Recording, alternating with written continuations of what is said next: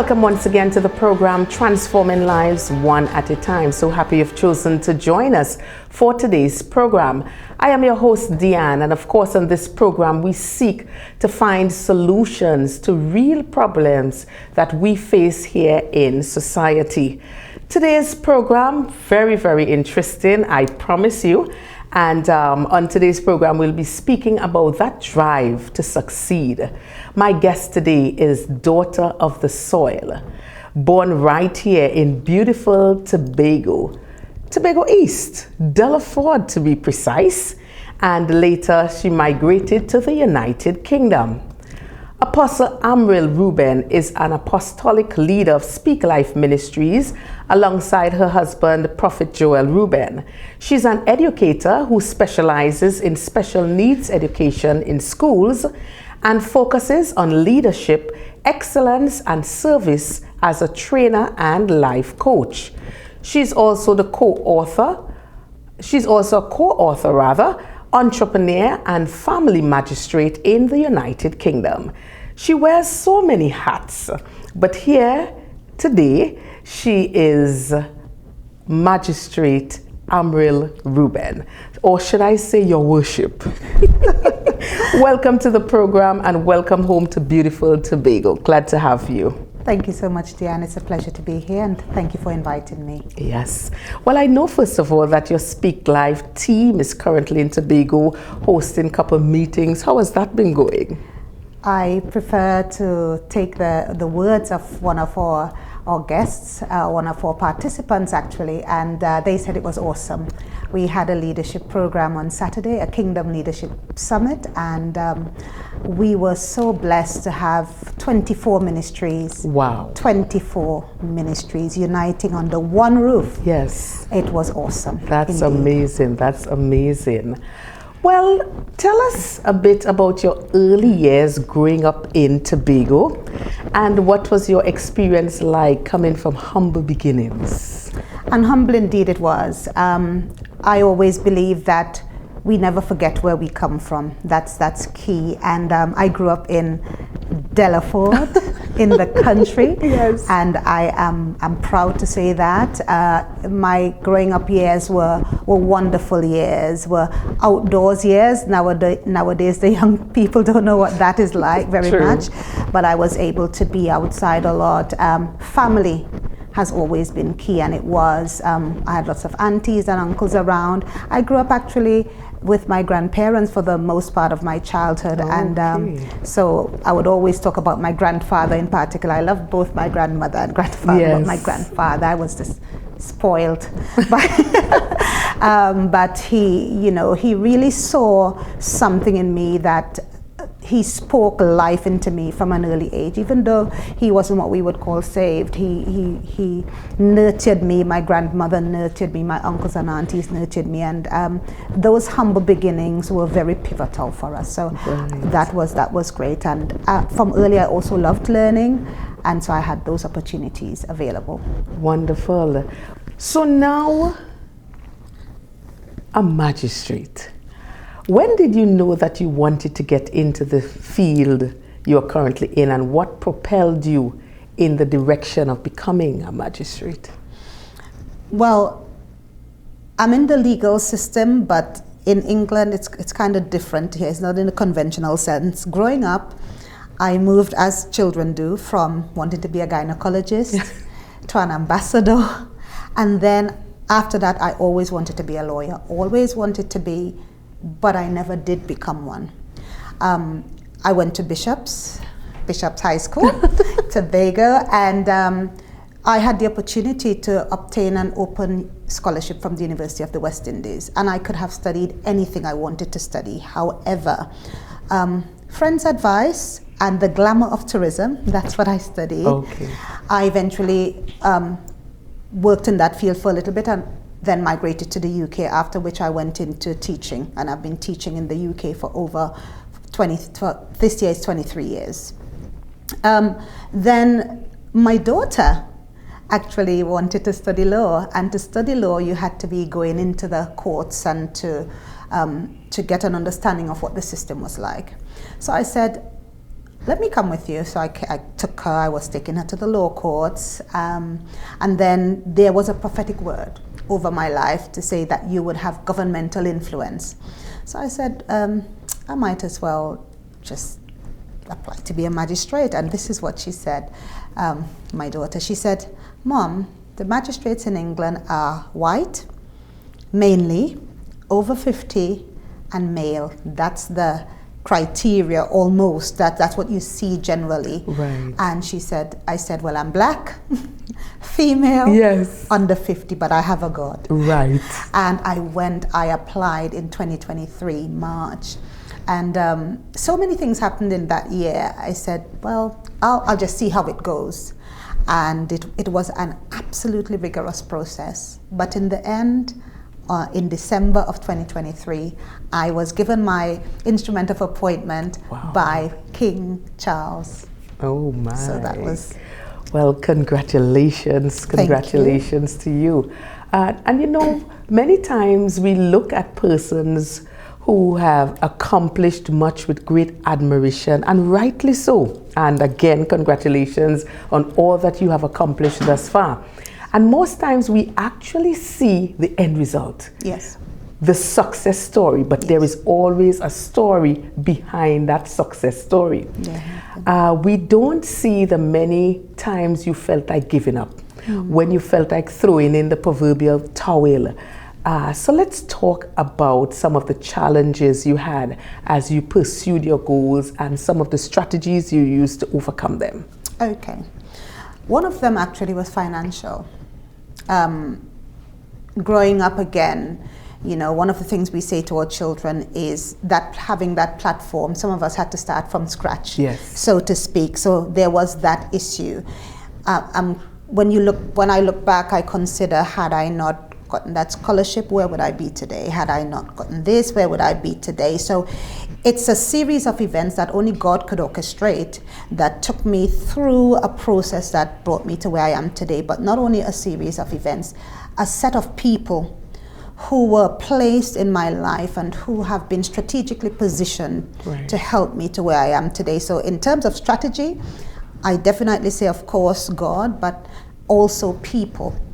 They have been placed there to help. So yes, the financial position, problems or issues or constraints, but the scholarship came. I always believe in improving yourself. And so I always looked out for opportunities for self-improvement, even when I didn't have the finances available. So I would look for free courses, and even, you know, when I was having my children on maternity leave, I would find courses and, you know, do international marketing at master's level because it was free, and different things like that, just enhancing my skills. Another challenge was, this is a Tobago thing, but not only, people wanting to keep you down. For reasons that, unbeknownst to you, you wouldn't think about. But I've learned we have a saying in England, keep calm and carry on. And so that's what I did. I kept climbing, and as you climb, they dropped off. You know, and I would encourage anybody today not to take that on, because it could keep you back. But look at the positive and move on, and know that you were made for more than where you are. And lastly, for me, loss. Loss was one of the challenges. In that very year that I was going after that, I lost my sister and my son. And so in the space of 3 weeks. And so that the day when I came back from burying my son, the next day, when I got into the country, I had to go to court.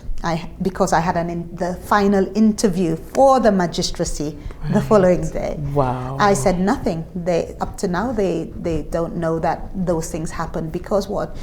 Life goes on, and in as much as we could sit wallowing, that drive, that understanding that even if it's just for his memory that I carry on, I got to carry on, because I was assistant head teacher in one school, and I remember saying to him, you know, I've just gotten this position. He said, Mom, I know you. You will go for head teacher. You will not stop there. Yes. So he knew that drive was there, Yes. that I would go. And so I kept going. And I said, Lord, I want something to show this year just to honor that memory. And I did. I got it. Wow. And it's amazing because the topic for today is the drive to succeed. Yeah. And as you were talking, I'm hearing the kind of passion. So I know you went towards your goals with a kind of determination, a kind of persistence, a kind of, listen, nothing would stop me from reaching my goals. Mm-hmm. And as you spoke about, persons just trying to keep you down, I remembered the story of an eagle. Because as the eagle begins to soar, many times you would have birds around the eagle, but they don't even worry about that, because when you reach a certain height, automatically those birds would not be able to breathe and they will automatically fall off. So as you spoke about that, that just came back to my mind. Yes. And it also says to me that in spite of whatever distractions, because all these were meant to distract you yes. from your goal, yes. from your drive to succeed, yes. but you kept the course. Okay. You yes. kept the course, and that is very commendable, because so many times, we get discouraged.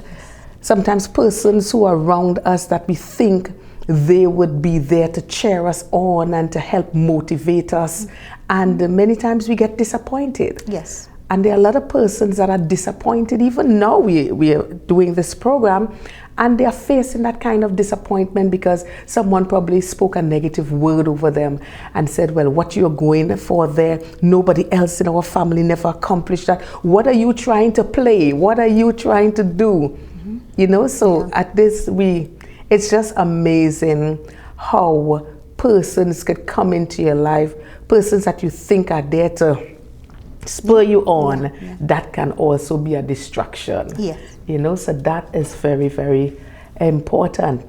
I know for persons viewing, especially from Tobago and of course Trinidad and around the world, they are being challenged now and they are being inspired, and the message is clear.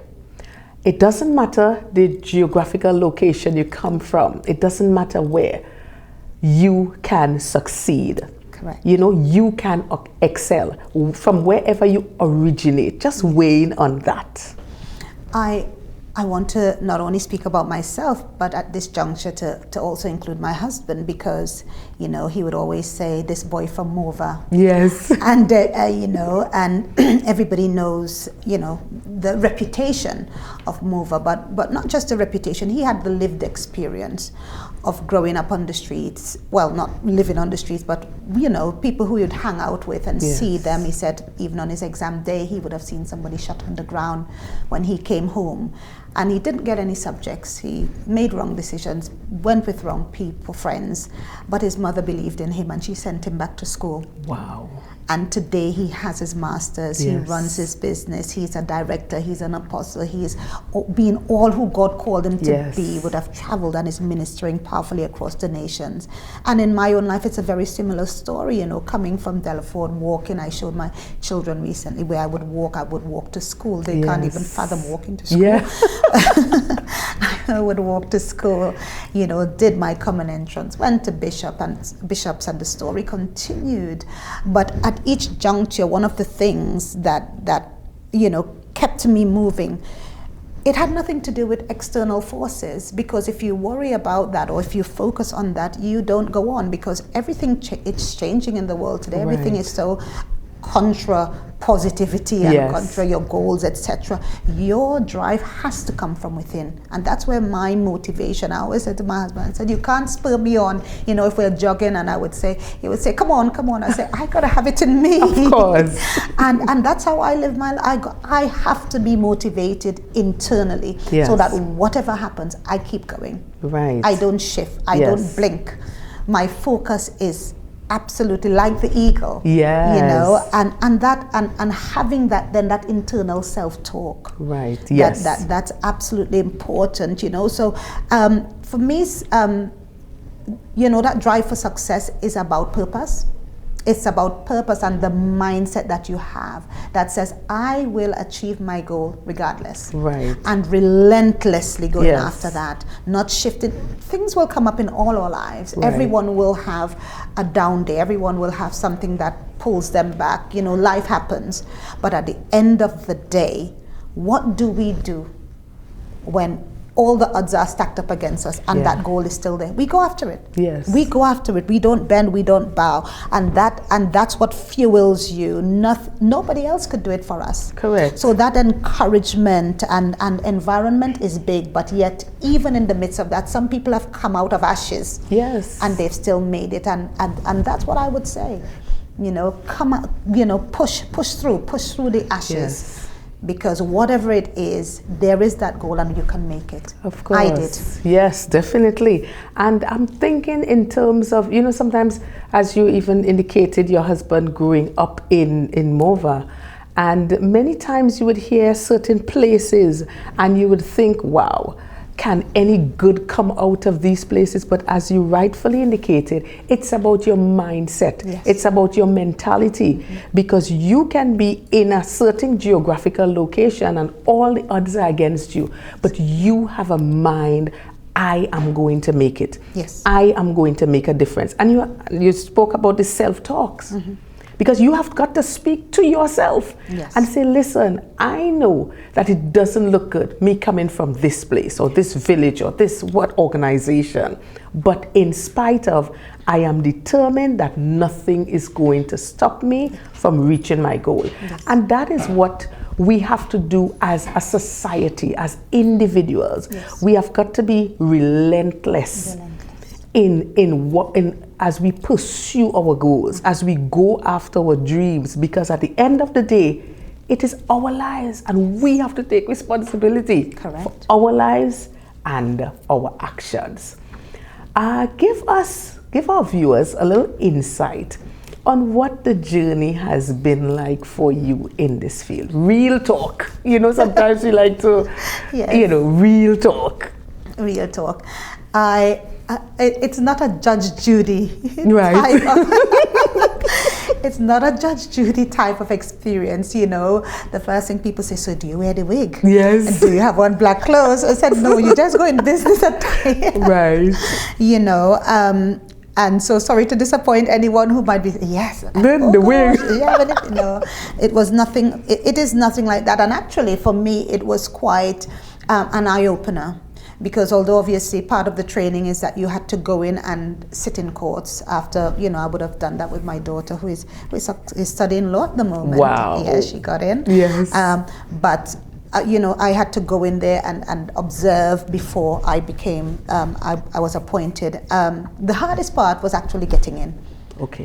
The hardest part was the process is rigorous because it's sort of like an elite. Yes. But I know it's more than that. It's about influence. Right. And it's about representation. You are saying that the majority of people, and it's not, I don't think it's something that they deliberately do, but that's just how systems work. Understood. And so, the expectation is that you are white.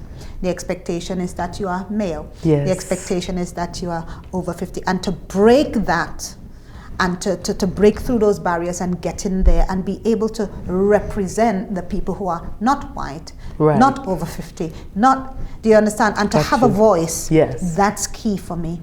To have a voice that says, have you considered this? Because we are who, in their minds and in their hearts, it's not that they're deliberate. Somebody might deliberately say, okay, I'm doing this because of this. Okay. But because this is what you said, well, it has to be the reason why they did that. And I said, what about this? Yes. Have you thought about that? Have you yes. thought about that? And they be, no, actually that's a good idea. And so to have those opportunities and to administer justice fairly, it's priceless. It's really precious. And seeing families, given the best opportunities for families. Before I went in, I thought that possibly it would be more punitive. But as I said to them, it's actually not. Right. We're actually, that word grace, I said, you would think they're in church, but they are not. It's gracious. Whether these people know God or not, I don't know. We don't get into that. But Right. the point is, grace is administered Okay. with truth. Yes. So evidence is important, but we try to understand holistically what's happening with all those involved, and at the center of it, because it's family court, oftentimes it's about children, oftentimes it's about the family. It might be things like non-molestation orders and things like that. So oftentimes it's about those things, but just to have those opportunities to be in there and show that grace and that compassion and that intention to deliver justice. Justice, yes. That word, administer justice fairly, that's key. And so I'm really enjoying it. Wow, wonderful, really wonderful. I see you as a trendsetter, setting the trends for others to follow. Well, viewers, at this time we're going to take a short break and we will be right back. If you're wondering where to find top-tier quality tiles and products to refurbish or renovate your wall, floor, or pool, well, your worry is over. Come to D-Cells Tile and Ceiling Center, Store Bay Local Road, opposite the Bonnecourt Primary School, Tobago, where you will find porcelain, mosaic, and ceramic tiles of the highest quality guaranteed. D-Cells Tile and Ceiling Center also stocks thinset, grout, tile cutters, and yes, windows. Plus, a friendly smile and service that's second to none awaits you. So forget the hassle and get all the quality tiles you need right here in Tobago at D-Cells Tile and Ceiling Center. Call us today at 460-8802, 639-8281. Opens Monday to Saturday from 9 a.m. Welcome back to the program Transforming Lives One at a Time. My guest today, Magistrate Amryl Reuben out of the United Kingdom. Well, I would like us to delve into a bit the many hats that we as women wear. Oh my gosh. We multitask well. Yes. And I would usually say that men are headliners, but the women, we are detailers. Yes. I know you are a wife, a mother, a career woman, and of course you are heavily involved in ministry.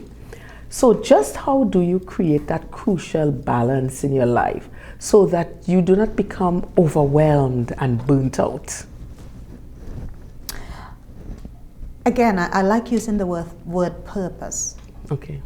Because a lot of it is, what is my purpose, not just for being, but for doing something? And so I use that to prioritize. I use my purpose, my goals to prioritize, and I'm very intentional about that, because if I'm not, nobody will be for me. And so I set my goals, I set my yearly, daily goals. I'm very goal oriented, and I think so that I can measure where I'm going, if I'm in alignment and even in godly things. And so that purpose helps me to prioritize. Prioritizing is key. Yes. Because there are only 24 hours a day, as much as I would Precisely. love them to, Yes. to be 48. You know what, even if we had that, we still won't have enough time. That's right. So prioritizing that time in terms of who, my family is key for me. I've worked around my family from the time I've had my direct, my nuclear family. Yes. And I also remember I'm one person, and because I can't do everything at once, I know I prioritize God first. And then I prioritize my time with Him first, not just ministry. Yes. But so I prioritize God first, I prioritize my family, and then everything else after. And so sometimes, you know, there would be demands. If they can pull you 1,000 places, people will pull you 1,000 places, and you got to, boundarying is key. Yes. Boundary in my time, boundary in my space, boundarying, this is my home, this is the ministry, this is the business, Yes. this is, Yes. you know, so each place has you know, each situation, it's boundary. So I know when I take off one hat and put on another one, you know, and this is the hat that I'm in now. I mean, there was a time when I was actually teaching, leading in a school where my children attended. They wanted to come to my school. Who does that? But they wanted to come to my school, and there was something I did not agree with at the school, so I had to challenge my co-workers. And that didn't go down too well, but it's how I did it. But at the end of the day, it was, now this is not the teacher hat, this is the mummy hat I'm wearing, so that they understood. Help. my support systems are key for me. I'm very protective of my family, and especially my children. I say to them, Mom, I said, I'm not overprotective. Yeah. I know what's out there. Of course, of course. I know what's out there in my Yes. line of work, in my ministry. I know what's out there. That's So I right. said, it's very important Yes. that, it's not too tight, but, we set those boundaries so that we understand. So we have people who God has blessed us with to support us when Yes. we're away on ministry. It took a long time to develop, but there's a close network of people we have, and we've chosen them carefully, Yes. and God has blessed us with them. So, and finally, breaks. We take breaks. Okay. We are intentional about times of rest and Yes. break. You try to hide still, but somebody finds you. All the time, especially when you come to Tobago. That's it, on the beach. Oh, prophet, oh, apostle. Oh, Yes. Oh, I'm Amryl now. Right. This is my Amryl hat. I'm with my children. Yes. But it's really those things, that purpose, that priority, those boundaries, and getting those help. People, of all the bad things we are hearing in the world today, I can't commend people enough. Wow. Because truly, I've learned what the Bible says, there are more who are for us than those who are Yes, against us. indeed. So even as we go through, and there are more who are for us. So let's see the good. Yes. Because there are good people out there. Of course. Well, I know we cannot speak about balance and not touch on the importance of having that robust support system. You touched on it just a bit. Mm-hmm. So the question is, what does your support system look like, and what keeps you on the top of your game every time, all the time? There are some drop balls, and you try to kick them below the table. Of course. But we always strive to be real. That's key. That's key for us. And in terms of our support system, though, there is me, who supports me, my family. My Right. husband is my champion supporter. He is just wonderful. Yes. not one, because one is one. Two the full and three the full, right? Those are words I created. So two the full and three the full, Yeah. when one just isn't enough. So I wouldn't charge you for that. He's a full package. And my children, they are just. I say to them, you all sacrifice so much, but we make sure that we strike a balance for them. Yes. We've learned from other people's experiences, along the way, especially with regard to ministry, and we say we don't want our children to hate Yes. ministry. So we are intentional about setting times for them, setting times for breaks, setting times so they know that yes, mommy and daddy will go and do this, or mommy will go and do this, etc. But this is my time. This is time. I can call at any time. I don't need to Right. make an appointment. Yes, to These are my call. parents. So they understand their priority, they understand their role, but they are my first base of support. And then we need support for the children because we are out on ministry quite a lot. Yes. And the two are bigger. They would have pretty much flown the nest, and Right. so we have one with us, and he travels with us at times Okay. now. But it's to have that support for him when we are not there, and for him Yes. to understand. And we talk a lot as a family. We communicate a lot. We get their ideas in terms of what works and probably what didn't work for the elder one. So we learn from our mistakes and things like that. So that support we have, as I said, that close knit, Yes. that group of people who help us. They're there. They come to our house, and it's a mother and daughter who look after the children. They are used to them all through the years, Right. and nobody else. Okay, of course, allowed of to look course, after, of course. And then we have the ministry. We have a fantastic ministry team at Speak Life. Our leaders, they are Yes. wonderful. We have leaders in Zambia, leaders in the UK, leaders in the US, leaders in Trinidad and Tobago, in Barbados. So again, it's how we select them carefully. Yes.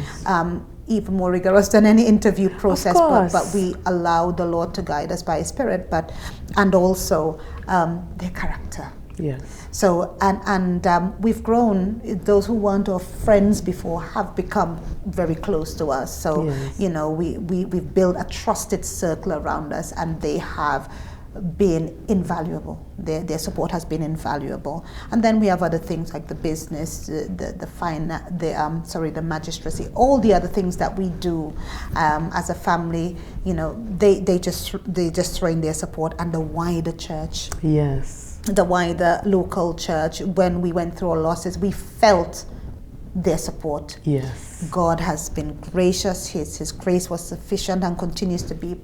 But physically on the ground, that support was immense. It carried us in huge ways. Even here, the community system in Tobago has been very helpful. My husband said, you know, in Trinidad we have funerals, but in Tobago you all have something else. I've never seen that. That level of support was especially immense. in the countryside. Exactly. Well, and I'm a country girl, so you know, they came out. Yes. And last but not least, our mentors.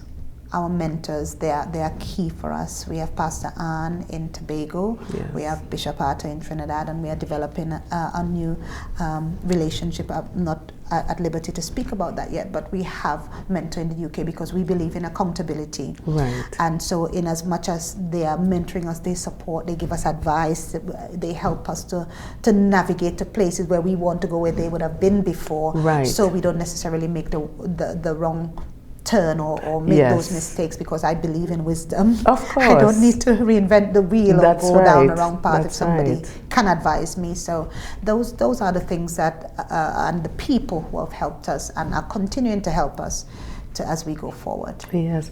And what I'm hearing is that in that balance that you've created, one thing is clear, is God first, your family next, and the ministry after. Because many times, you know, persons get involved in ministry and their families suffer or their spouses suffer because they think this is the way to go. But at the end of the day, you're helping transform other people's lives and your home is not being taken care of. So I think that is so very important, because we've seen a lot of homes shattered and crumble because of that lack of wisdom, as you rightfully indicated. So that wisdom is so very important, so that we can be able, because we cannot try to assist someone else and the persons in your home circles are having issues or having problems. So that conversation, that communication, it's so very important to keep things, you know, keep things under control. Yes, and an even keel. Yes, that balance. Well, as it relates to your ministry in Speak Life and your husband, Prophet Joel, I know both of you are the founders. You have been transforming lives significantly across the globe, because as you mentioned, you're in Zambia, you're in the UK, you're in the United States, in Trinidad and Tobago, and of course Barbados. So just share with us a bit on some of the ways that you have been impacting lives and transforming lives worldwide. Yeah, it's such an honor for us, and you know, Deanne, one of the things in all of the things that's going on and all the things that we're doing, one of the things I want to say is that we have to stay humble. Yes. We have to stay humble, because it's not even about us. And as I was considering, God, I always, even when I'm in the court, I say, God, who am I? Yes. Who am I? You know, who am I? And I said, the day it gets from who am I to do you know who I am? Oh, wow. And so in the ministry, we are people, you know, we love God, we love people. Yes. So we are people focused, but we are significantly, what is the Holy Spirit saying? And so we touch the real needs of people, similar to what you're saying about transforming life, because they are real issues. Of course. And in as much as we preach and teach, people are hungry. People's children are behaving all sorts of ways. Correct. People's marriages are in jeopardy. People's health are under attack. People need help. People need support. So we are setting, you know, we have our regional leaders, and we are there. We are not, oh, well, you can't talk to them. Right. But of course we know we can't talk to everybody. Of course. So we have that system where, you know, you have leaders on the ground. Yes. And so we sort of do, well, counseling they call it, because it's informal. We don't have a counseling business, but you know, people call, they want advice for this, they want advice for that. So we spend a lot of time, you know, Joel say, you're on the phone, all this, this person needs help. Yes. And a student once told me, he said, Miss, He said, you could never leave this school. I said, why? I said, you want to tie me down or what? He said, no. He said, and both male and female students said, when you say you're going to help people, you help them. Wow. And when you look at the thread of ministry, when you look at the thread of magistracy, when you look at the thread of all that we do, it's about helping people. Helping people. It's about impacting their lives for good. So in Speak Life, we speak life. Right. We speak life into people. We speak life into families. We speak life into nations. We, of course, the most important thing is the souls of men. So we go after that, the salvation. But then after that, what happens? You have to clean them. You have to clean people up. You have to minister to their needs. You have to teach them and equip them. So we do that.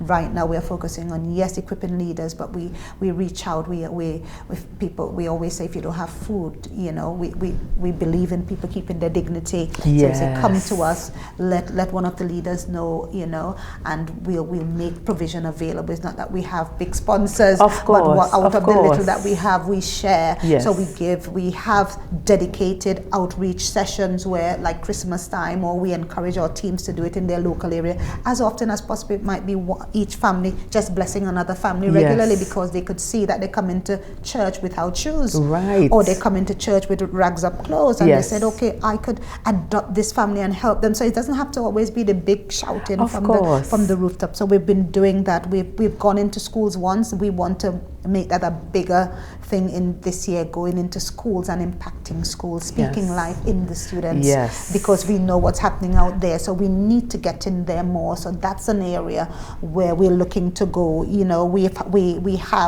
going to have a greater input into businesses, because we have a lot of businesses on Speak Life, and we know that God is saying, influence through businesses, right, influence through owning property as well. Yes. So we are encouraging people. We do a lot of freedom seminars as well. Debt freedom is a big thing for us, okay, because God has blessed us in that way as well. So we said, we have received freely, we want to give. And even the book that Apostle Joel wrote, yes, of Slaying the Debt Beast, that's free for anyone to come out of debt. So they go on joelreuben.com and they can order the book. Wow. They can get a download of it, via PDF. Yes. And things like that. So we are looking, the reason we are focusing now though on empowering leaders is because we want a wider reach. So we are sharpening the fishing and cleaning skills, yes, of these leaders, And lastly, a big thing for us is uniting the body of Christ, doing what we can. And the leadership, as I said, session on Saturday with 24 plus ministries there, that was mind-blowing. That is amazing. Mind-blowing. In Little Tobago, yes, in Trinidad, you don't even know there are 24 ministries. Right. Yeah. 24 plus, they were kingdom businesses. So really doing that. So really ministering to the needs of people and saying, in word and in deed, yes, we're looking, the vision is about saving souls, it's about strengthening the brethren, strengthening families, and setting captives free. That's yes, what the vision encapsulates. But how do we manifest that? How do we come out there and actually advance the kingdom so that you can live it, right, you can see it, you can yes, taste it, you can be a part of it? That's how we do it, going into communities and showing them that this is the love of Christ in yes, deed, not only in word. Yes, so it's a holistic approach. It is a holistic because you approach. Cannot go to try to minister to someone and tell them about the love of Jesus and they are hungry, they cannot hear you, exactly, or they don't have a place to sleep. Exactly. So that is why it is so important for kingdom businesses to arise. Yes.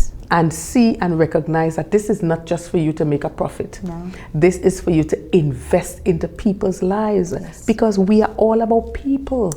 We are supposed to be about people. Indeed. And I continually say that we need to learn to empathize more with people. Yes. We need to start caring again for people. We need to start looking out for each other again. Even if we are doing it, we need to do it more. We need to step up our game. Yes. Because sometimes your neighbor might be out of food. Mm-hmm. You may not even know. Yeah. And that's a person living right next to you. I'm not saying, because sometimes we are proud people. We don't want others to know. But sometimes we have to, we have to be sensitive to people's needs. Yes. We can recognize, as you rightfully said, there might be a child and you may see that the shoe is all torn.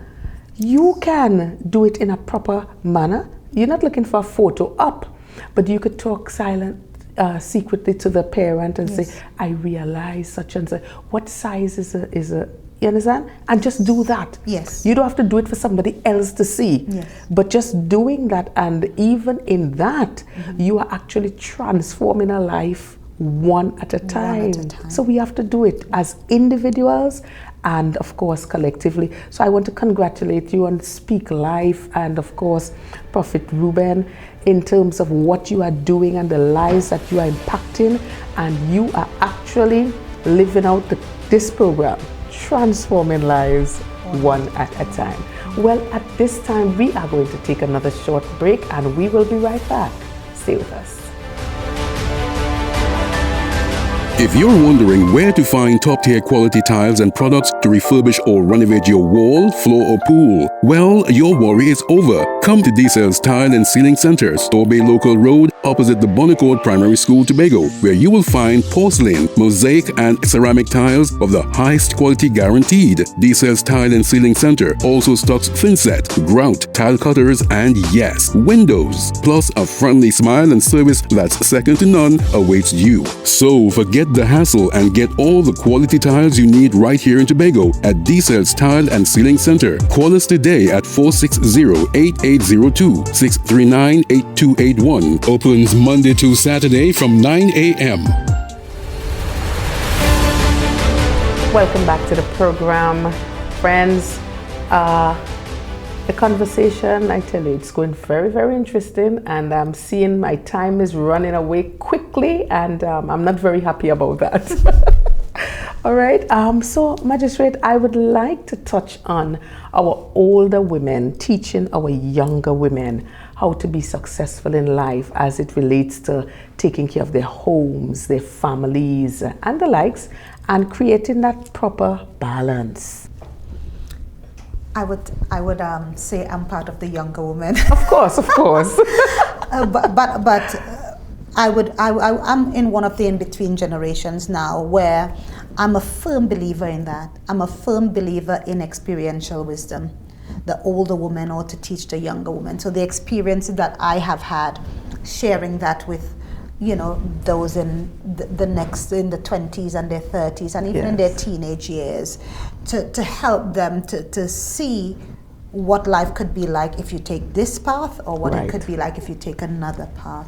But also giving them that wisdom that I would have learned, things that the Holy Spirit would have taught me regarding, my husband, my children, and those things. And of course, people don't have to take it. Yes. But some people do, and they see positive results, and some people have to tweak it to their own situations, of course. But, sharing, I think it's very important that we become more of a sharing people. Sometimes you say, I don't want nobody to know my business in local parlance, and it's not necessarily about that. We can share our ups and downs without going into the fine details. We can share what we have learned. We can share skills. We can share strategies. We can share how did we overcome. And that's really important, that passing on. So for me, I love to sit around the older heads. I love to sit around and learn and hear their stories and glean. The thing is, it's a give and take, because if we want to pass on to the younger ones and they are not open to that, they're not going to receive it. So it's about fostering a generation of honor, that culture of honor within all generations, where we don't look down on the younger ones either. Of course. We understand that they are facing challenges that we couldn't dream of. Yes. We didn't go through. This internet, social media generation, it's a beast in its own right. So helping them to navigate life, and navigate it in a sensible way, in a godly way, in a victorious way. We got to sort of, you spoke about empathizing. We got to put ourselves in their shoes and say, what I did might not work for them in this way, but if we look at it this way, we turn the perspective a little bit, so they understand how, because it's the application of the skill, the application. So it might be the same nuggets, but how is it applied in this society, in this reality that they are living in now? So I'm a firm believer of that. in the community, in the church, in our families, in the nation. Let's share, let's pass down what we've learned. It would save people a lot of heartache sometimes. Yeah, definitely. We have to bridge that gap. We have to bridge that gap where persons can be able to be free to share information, but in a loving manner. Yes. Not in a way, you see these young people, Yes.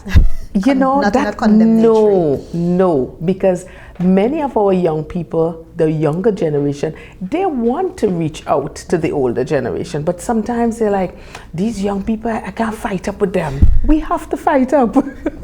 We have to fight up, because remember, we are actually assisting another generation. Yes. Because there will become a time when the older generation will pass on and we will be left. Yes. And then we have to continue that generational wisdom as you spoke about. So it is very, very important, and as you indicated, in all spheres. So whether it be the churches, in our community councils, in our communities, in the various organizations, in the NGOs, in the business place, we have to be able to pass that kind of knowledge. Yes. Because we don't want the younger ones making the same mistakes that we did. They are supposed to be on a better footing, Yes, so that indeed. they can be able to influence their next. Yes. Yes, indeed. definitely. Well, I want to just shift gears a bit as it relates to your line of expertise. What do you believe are the most important qualities of a successful magistrate? Yes, eye for detail is key. Eye for detail in terms of evidence, and not just being, swayed by one thing or the other, and definitely not being swayed by emotions. Yes. But having that objectivity, having that impartiality. One of the things in our training, we had to, our emotional intelligence about our own prejudices were brought to the fore. Yes. And we had to slay that beast right there and then, because obviously you're dealing with people's lives. So the training and, the constant reminders that, in as much as you don't like this or you don't like that, this is about people's destinies. Yes. So that objectivity, that impartiality is very important, and that eye for detail as it relates to evidence. The smallest thing could turn something, could cast a new light, and you're saying, oh, I didn't think about that. Right. Preparation, pre-court preparation, and reading the papers, and making sure that you're aware of what you're going into when you're going into the court. They would provide that before for us, and so that's key as well. And I come back to, we're still dealing with people, and especially in family court, that compassion, because we're dealing with children. So it's not that you're denying the evidence, but it's that you're understanding that it may not be as cut and dried or as black and white as it looks. Correct. Yeah, but in the midst of that, even in the midst of that compassion, coming back to the objective evidence basis and saying, okay, I'm going to have to weigh this way, but at the end of the day, we have legal advisors in the court who also make sure that we stay in alignment with the law. So, so we have everything, Okay, because I was just about to ask, how do you stay current with changes in the law and the legal precedents? Oh, that we have legal advisors, sometimes two in the courtroom, who are trained lawyers, trained solicitors, barristers, etc. We have a lot of training as well that we do coming into the magistracy, as well as we have some thick books. Yes, I see them sometimes and I'm like, wow. So the bench books, because we are called lay justices, they call us lay justices, magistrates, justices of the peace. So at the end of our names, you have the JP as well. Yes. That comes with that territory. So we have them, as well as rigorous training that continues. You can't continue without that training. We have mentors, and we have like checkpoints where they're checking that your knowledge and the administration of justice is just. Wow. So it's rigorously followed through, and it's been in the UK courts. It's been really bearing fruit all these years, and I'm so grateful to be a part of it. Very well, very well. Well, I know from where you sit, well, literally, in your capacity as a magistrate, that you have seen firsthand just how one can find themselves on the wrong side of the law and how it can severely affect their life. Yeah. The far-reaching effects it has on family members and communities. I want you to speak to that. Yeah, and yes, and I'm glad you change it from affecting their lives, because it's not just them. Right. When someone goes on the other side of the law, they could say, "Oh, it's my decision," etc. But the impact, yes, the impact is not only on them; it's on their families, it's on their extended families, it's on their community. Correct. So it's understanding that some of the situations we have to deal with, they literally rip families apart. Literally. And so it's understanding that, and you adjudicating in the midst of that and maintaining your composure, because you are seeing things that you're like, you know, you wish never happened. Safeguarding, we have a lot of safeguarding issues and custody issues, and issues that can change the trajectory of someone's life. Right.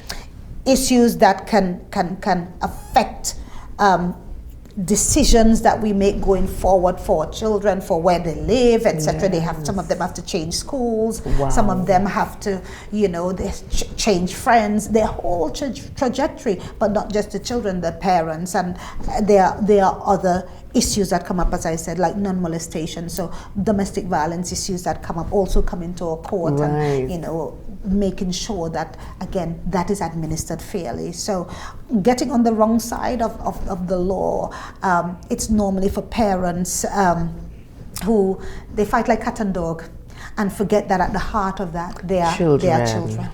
They are innocent children. They are lives that are not yet, some of them as in babe in arms, and some might be even in bellies. Yes. And they sometimes are not given the fairest chance. They enter into the world in a conflict situation, in turmoil, and we try our very best to say, we want to help. As magistrates, we are helping, getting the best resolution for these children as fast as we can. Because at the end of the day, we come back to this, it's the children who are the center. Adults are adults, they would have made their mistakes. Of course. Don't allow it to impact the children. Wow, this is serious business. It is. And when we think about the fact that these lives, remember, these children didn't ask to be here. No. They came as a result. Yes. And when I always say that many times some parents weaponize their children against the other parent. Yes. And that we have got to deal with that. Yes. We have got to deal with the root of the problem and realize that as adults, we are responsible for these younger ones. They are looking at us. For example, they are looking at us for protection. Yes. So being, especially working along in the family court, I could just imagine, and that's why you spoke about earlier, many times your emotions, you just have to push your emotions aside. Yes, definitely. And go based on the facts and what is in the best interest of the children. Yes. That is definitely a serious point you made there. Well, I would like you to take the opportunity to speak to someone today who have been experiencing probably some serious family issues. And with you knowing the detrimental effects these decisions would have on one's future and destiny, just address this individual. At the end of the day, especially where children are concerned, it's about them. And if you're listening and you're in the midst of some sort of, whether it be court battle or some sort of conflict where children, or even it might be spouse against spouse, that at one time, if it's spouses, that at one time you had a civil relationship, you had a loving relationship, and at the end of the day, you might not be in that relationship again, but human to human, showing that humanity. So at the end of the day, and when it concerns children, they are the center. Let's leave our weapons aside, leave our acrimonious relationship aside, and put the children back to the center and really think, is this what I want for my legacy? Is this what I want for my children? Is this what I want for my community? Because we are raising children for the community. Yes. They will live somewhere. and wherever they live, the impact continues to remain. So I want to really encourage those who are out there. Let's understand that our decisions and our behavior have far, far reaching, even generational impacts and implications. Definitely. I was saying some time ago that as we are bringing up our children, as we are raising our children, we have to recognize that we are actually raising up our children to be someone else's spouse. Yes. Someone else's father, someone else's uncle. Yes. And whatever we place inside of our children, we will have a ripple effect. Yes. We would see exactly the end result. Yes. So when, as parents and as guardians, we behave in certain manners. Yes.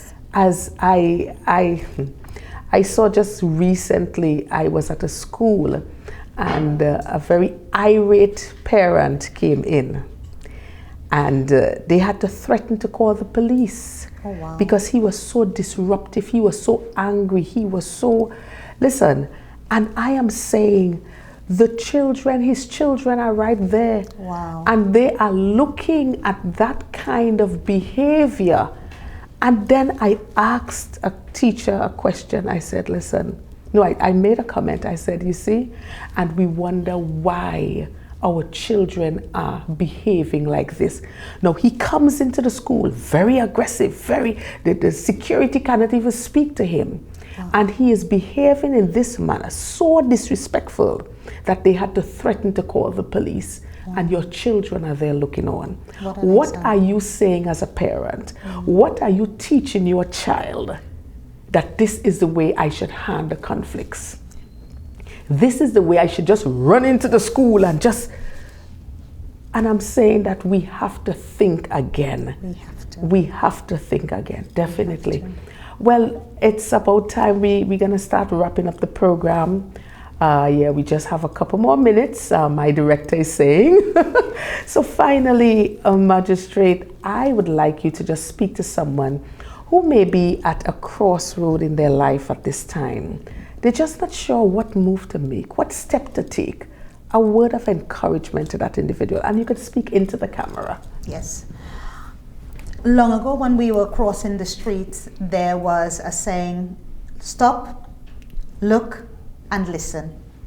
And today I want to encourage you to do that. There are things going on around you. You might just need to stop, because if you're not sure where to go, or if things are bombarding you from all sides, that's the right thing to do. Just stop for a moment. Consider what is ahead of you. Consider what were your original goals, what were your original dreams. You might have come off course, but you can come back on again. Consider where you want to go next. And take a decision. Don't waver, because you can go in. Just take a decision with where you are strongest, where you feel this has been my goal all the time. If you need help, get help, because you might need help. Focus on that goal and follow. Go after it with all that you have. Throw everything at it. And don't stop until you reach it. You are able. You are well able. With God, all things are possible. So go after your dream, because in each of you, there is the drive to succeed. Thank you so much. Well, indeed, you have been transforming lives one at a time in your own sphere of influence. And this should be the goal for all of us as we continue to effect change in our homes, in our communities, and the nations of the world. Well, I want to thank you so much, Magistrate, Your Worship, Amryl Reuben. Or just Amryl. Or just Amryl. For being a part of the program today, Transforming Lives One at a Time. It was certainly a pleasure having you all the way, I like to say this, all the way from the United Kingdom. And I wish you the best and in your future endeavors, and of course speak life, and in everything that you put your hands to do, I declare that it is already blessed and you would flourish. Amen. Thank you, I wish you all the best in every detail of your life. Thank you. All right. So thank you, viewers. I am certain that this program would be very beneficial, would have been very beneficial to you. I am encouraging you to share the information. You can get us on Transforming Lives One at a Time on our Facebook page or on our YouTube channel. You can subscribe, like, comment, share Share the word, spread the word. Who knows, someone out there may just be needing that drive to succeed. Well, it's not where you start, it's rather how you finish. As usual, I leave you with the definition of transformation, which is an internal shift that brings us into alignment with our fullest potential. Hey, we've got this. See you next time.